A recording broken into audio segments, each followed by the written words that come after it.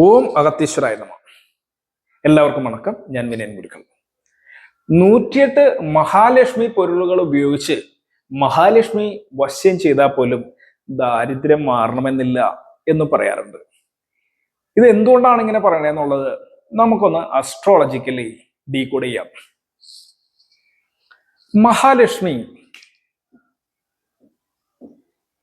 മഹാലക്ഷ്മി പൊരുൾ എന്ന് വെച്ചാൽ എന്താ? നൂറല്ല, ആയിരക്കണക്കിന് വേണമെങ്കിൽ ഒറ്റയടിക്ക് നമുക്ക് പറയാൻ സാധിക്കും. മഹാലക്ഷ്മിയുടെ സാന്നിധ്യമുള്ള വസ്തുക്കൾ എന്ന് പറയുന്നത് ഏറ്റവും ചുരുക്കത്തിൽ പറഞ്ഞ പോസിറ്റീവ് എനർജി ഉള്ള വസ്തുക്കൾ. കൂടുതലും വസ്തുക്കള് മൂലം, ധാതു, ജീവൻ എന്നീ തരത്തിലാണ് ജ്യോതിഷത്തില് വസ്തുക്കളെ തിരിക്കുന്നത്. അതിൽ മൂലം എന്ന് പറഞ്ഞ വേരുകള്, സസ്യങ്ങളായിട്ട് ബന്ധപ്പെട്ടതൊക്കെ സ്പൈസസ് ആയിരിക്കും ചുരുക്കി പറഞ്ഞു. ധാതുക്കൾ എന്ന് പറഞ്ഞാൽ പ്രഷ്യസ് മെറ്റീരിയൽസ് എന്ന് പറഞ്ഞാൽ നവരത്നങ്ങൾ ഉൾപ്പെടെയുള്ള പ്രഷ്യസ് മെറ്റീരിയൽസ്, ലോഹങ്ങൾ, സ്വർണം, അങ്ങനെയൊക്കെയുള്ള ലോഹങ്ങൾ. അപ്പൊ നിങ്ങൾ ആലോചിക്കും, സ്വർണം അതാണോ? സ്വർണത്തിന്റെ കാരകത്വം വ്യാഴത്തിനല്ലേ എന്നൊക്കെ നിങ്ങൾ ആലോചിക്കും, അല്ലെങ്കിൽ ചൊവ്വക്കല്ലേ എന്നൊക്കെ ആലോചിക്കും. പോസിറ്റീവ് എനർജി ഉള്ള വസ്തുക്കൾക്ക്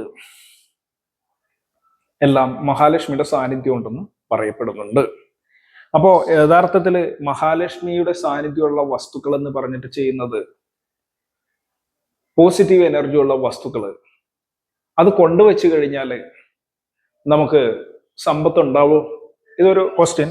രണ്ടാമത് ജീവൻ എന്ന് പറയുന്നത് മനുഷ്യർ, പോസിറ്റീവ് എനർജി ഉള്ള മനുഷ്യര്, പോസിറ്റീവ് എനർജി ഉള്ള മൃഗങ്ങളൊക്കെ. അപ്പൊ ഇതിൽ കാരകത്വം വളരെ ഇമ്പോർട്ടൻ്റാ. കാരകത്വം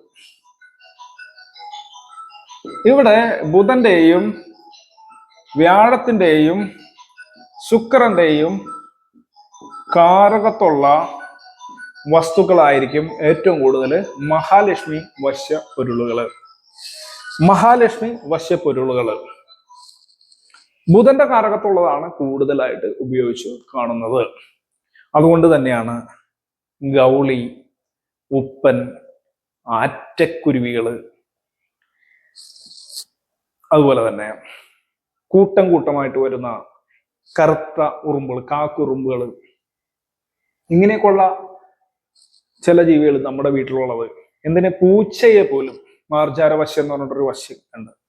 ഇതൊക്കെ ബുധന്റെ കാരകത്തുള്ളതാണ്. ബുധന്റെ കാരകത്വം എന്ന് പറഞ്ഞാൽ ബുധന്റെ ഒരു എനർജി അതിലുണ്ട്. ഈ ജീവികൾക്കൊക്കെ ബുദ്ധിയുണ്ട്, സഹകരണമുണ്ട്. അതുപോലെ അതിന്റെ ഫ്രീക്വൻസി ഒരു പോസിറ്റീവ് വൈബ്രേഷൻ ഉണ്ടെന്നാ പറയുന്നത്. അപ്പൊ പോസിറ്റീവ് വൈബ്രേഷൻ ഇല്ലാത്ത സ്ഥലത്ത് ഈ ജീവികൾ വരത്തില്ല, ജീവനുള്ളതുകൾ വരത്തില്ല എന്ന ഒരു ചൊല്ലുണ്ട്. എന്നാൽ ഇവിടെ ജ്യോതിഷം പഠിച്ചവർക്കറിയാം,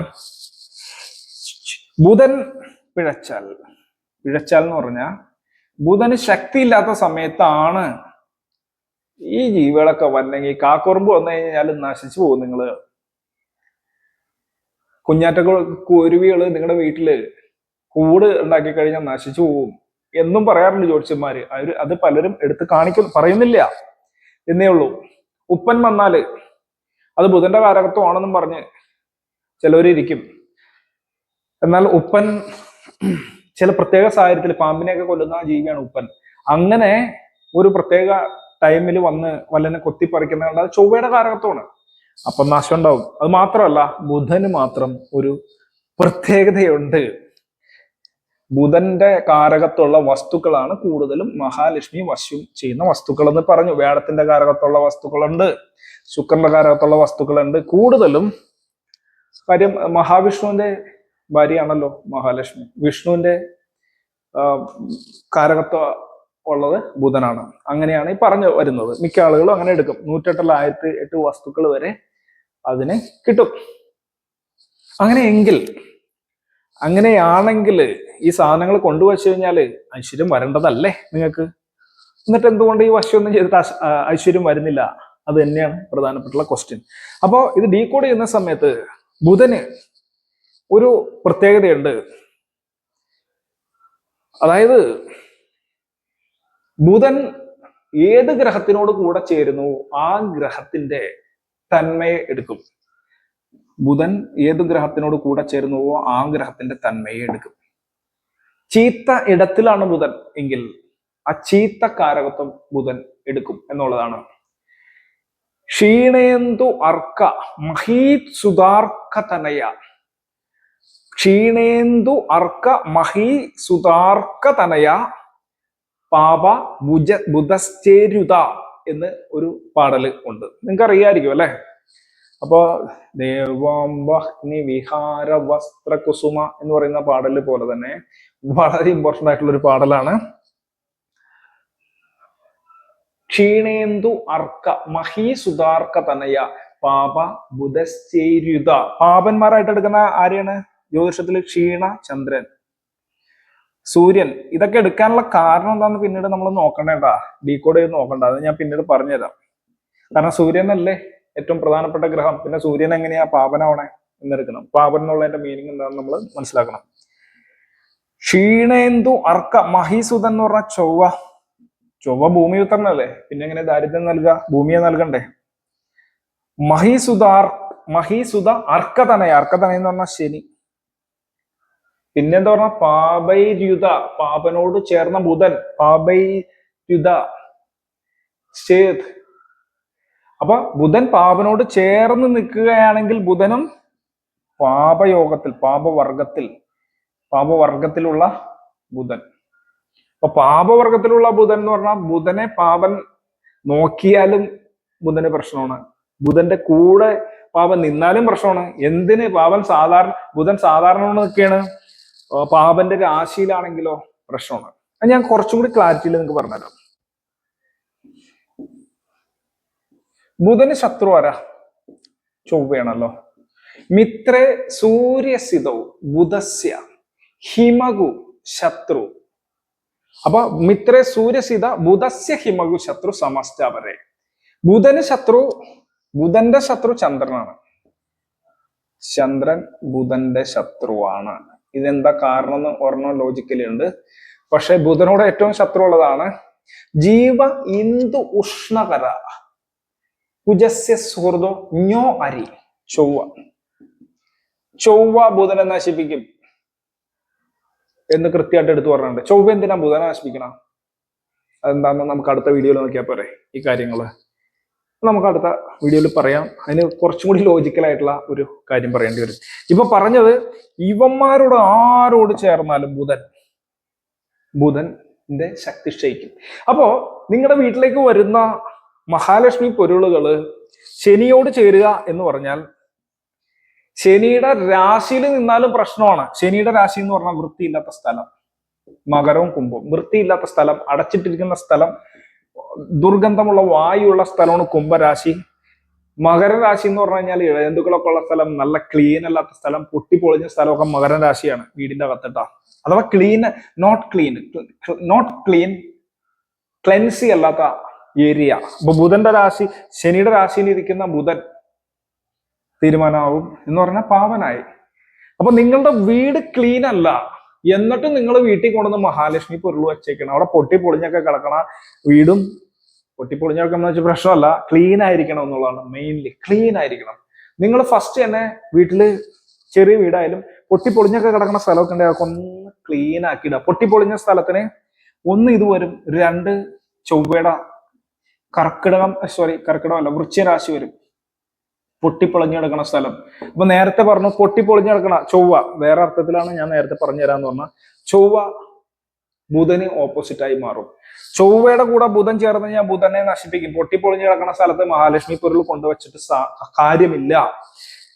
ക്ലീൻ അല്ലാത്ത ശനിയുടെ സ്ഥലത്ത് മഹാലക്ഷ്മി പൊരുൾ കൊണ്ടുവച്ച ആ പൊരുള് പോലും നെഗറ്റീവായി മാറും.